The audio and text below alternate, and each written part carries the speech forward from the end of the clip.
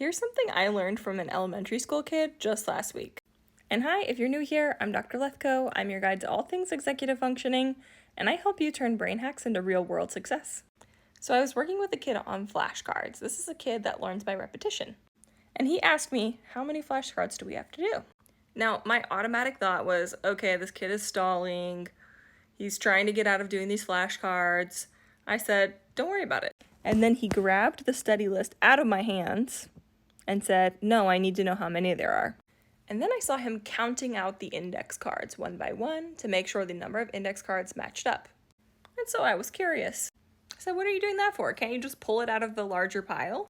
And he said, Dr. Lethko, when I see that big pile, I feel overwhelmed. But when I do it like this, I know exactly how many cards I have left to do. There's a good lesson in there for all of us. Setting up our environment, and especially visual cues, makes a big difference for our motivation and our mood. What are ways that you simplify tasks and make them more manageable? One hack I heard for doing the dishes was pulling them all out of the sink and then stacking up the plates, the cups, and the bowls so that all you see is that stack. When I'm thinking about what paperwork I have to do, I try to focus on one day or 1 week at a time.